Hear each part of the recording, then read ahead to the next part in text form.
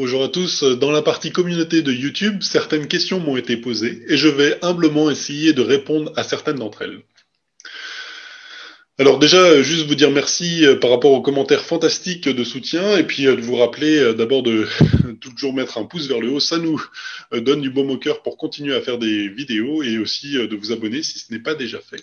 La première question est que veut dire au sol? Alors c'est vrai que c'est au sol, c'est quelque chose que j'utilise à la fin de cette chaîne YouTube. C'est donc Mathieu Monade, hypnose régressive au sol. Et qu'est-ce que ça veut dire? C'est une bonne question. Finalement, ça s'appelle l'équipe au sol. C'est un collectif d'opérateurs et de télépathes et qui a pour but de créer un réseau d'entraide et de partage de connaissances dans le but de faire avancer pour le plus grand nombre et de contribuer à notre échelle à l'éveil de chacun. Finalement, c'est un groupe qui s'est fait tout seul, en sortant donc d'une formation d'hypnose régressive. Effectivement, j'ai créé un binôme avec Diane et on s'est plutôt bien entendu. Et puis on a commencé à faire des sessions et puis aussi de faire des recherches et puis des enquêtes que vous connaissez. Et d'autres personnes se sont joints à nous assez naturellement. C'est-à-dire, je vous ai vu, je vous aime bien, voilà. Et puis on a commencé à collaborer les uns avec les autres. Et puis on est passé donc de 3 à 4 à 5 à 6. Et puis maintenant on est une vingtaine de personnes qui ont la même sensibilité. Et finalement les choses sont faites très très naturellement. Il n'y a aucune volonté de notre part à la base de faire une équipe et encore moins de faire une concurrence pour ceux qui connaissent la team Griffazi qui sont aussi une équipe de télépathes et aussi d'opérateurs.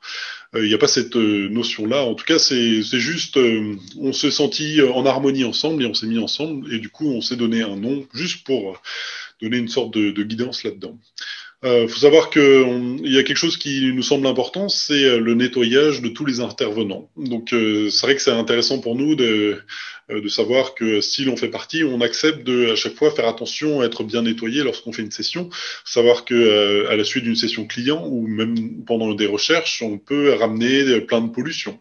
Et effectivement, il faut les enlever. Autrement, ça peut être embêtant pour les autres personnes qui collaborent avec un télépathe ou un opérateur, car finalement, après, on les fait partager aux autres personnes du groupe, voire aux clients qui viennent nous solliciter pour faire des hypnoses régressives. Il y a aussi quelque chose d'autre qui nous semble important, et c'est la reconnexion à la source, et pour le coup à la vraie source, parce qu'il y en a d'autres qui se font passer pour elle.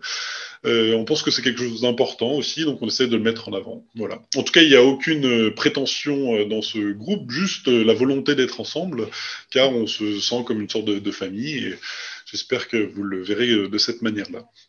La deuxième question me vient de Sylvie, qui me demande qu'est-ce que nous allons pouvoir faire pour nous libérer et sortir de cette matrice artificielle. L'amour, certes, l'ouverture d'esprit, ok, mais serait-ce suffisant ou sommes-nous condamnés à vivre en esclavage? Alors, effectivement, il faut savoir que la matrice s'effrite. Alors ça, c'est vraiment très intéressant de savoir ça, c'est que finalement, tout est en train de tomber dans tout ce qui est cette illusion et tout ce qui pourrait nous maintenir en esclavage, si on peut aller dans ces termes-là. Et la seule chose à faire, finalement, c'est de comme visualiser la matrice qui s'effrite d'elle-même. C'est comme si vous pouviez vous imaginer que vous êtes un canal de lumière et qu'avec cette lumière qui monte au-dessus de vous, ça va endommager finalement cette matrice.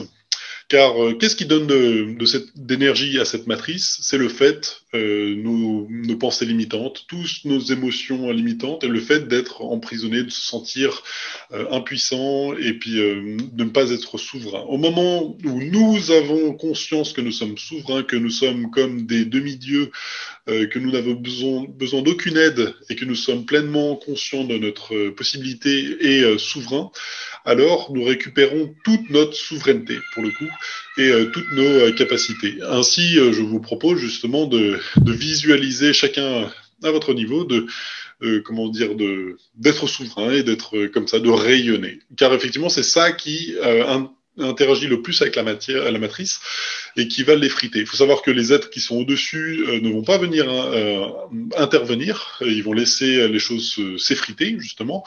Encore faut-il que nous, incarnés sur Terre, décidions de le faire. C'est ainsi que il faut voir cela d'une manière donc collective.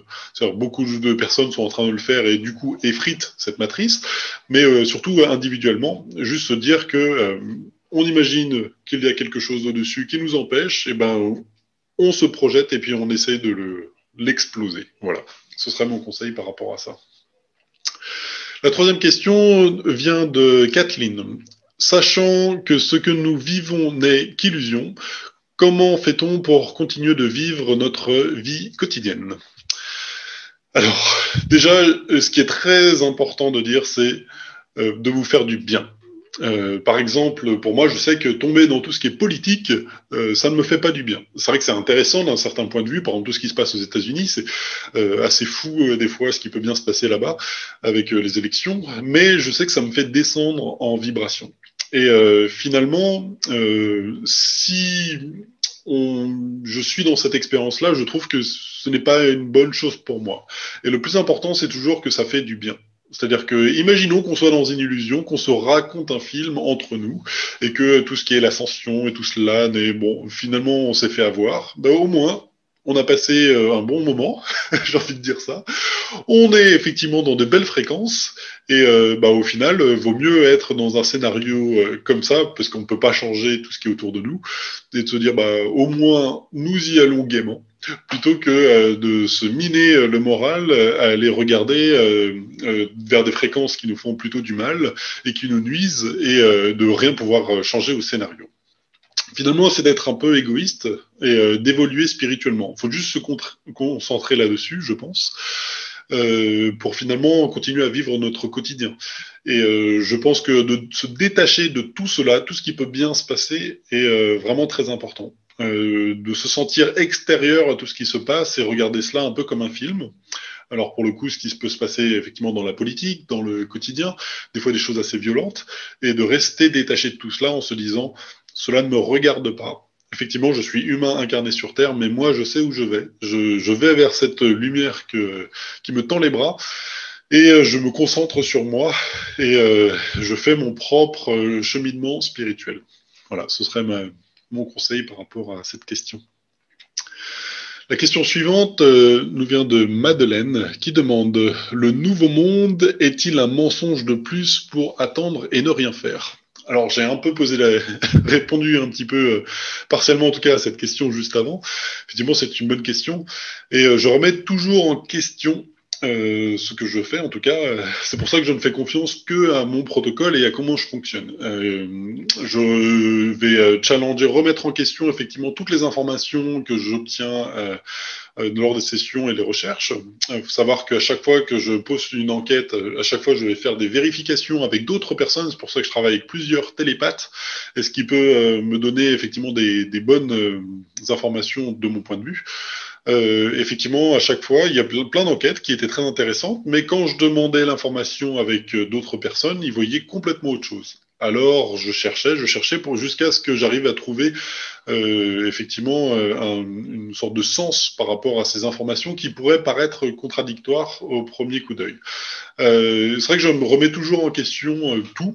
Et je vous demande aussi de faire la même chose finalement, de pas croire et de prendre tout au pied de la lettre et puis de faire preuve de discernement et de te dire que effectivement c'est toujours un certain point de vue, un certain niveau de conscience aussi, qui est le mien et aussi celui des télépathes, et ce même niveau de conscience évolue au fur et à mesure. Ainsi, c'est pour ça que certains m'envoient des messages, des commentaires en me disant, effectivement, cette enquête, je viens de la re-regarder, je l'avais déjà regardée, mais maintenant j'ai compris une dimension supplémentaire. Faut bien vous dire que effectivement les questions que je peux poser évoluent dans les enquêtes en fonction de tout ce que l'on peut découvrir dans le monde éthérique, et surtout rappeler qu'il n'y a pas de vérité. Ça c'est important de le dire car tout évolue, c'est tellement compliqué tout ce qu'on peut avoir comme information que effectivement il faut mettre tout ça en perspective.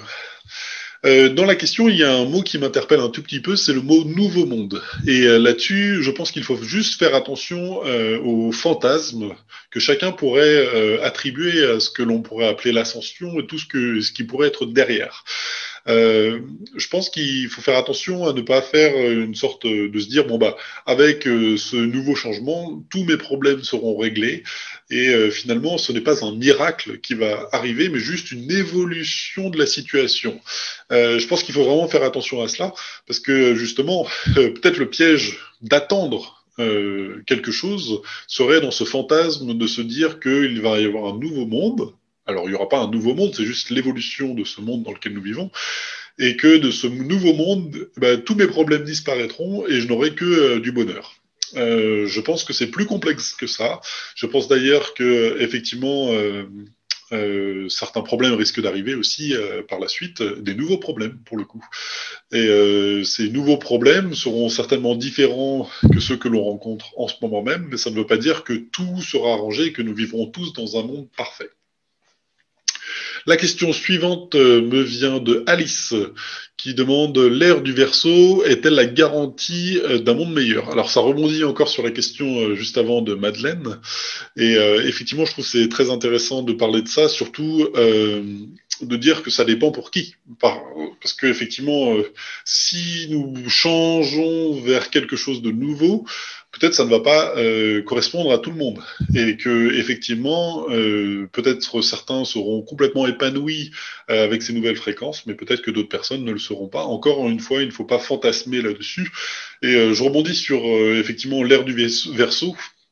Alors je l'ai utilisé une fois, mais effectivement, je pense qu'il faut prendre cela avec des pincettes. Nous, de ce que l'on peut voir, on nous pose beaucoup de questions. Que pensez-vous sur, par exemple, il y a eu une éclipse solaire. Est-ce que ça amène de nouvelles fréquences? Il y a eu un alignement des planètes. Est-ce qu'il y a une nouvelle fréquence? Il y a aussi ce qu'on nous a dit, l'entrée dans l'ère du Verseau. Alors déjà, ce que je tiens à signaler, c'est que je ne suis pas astrologue.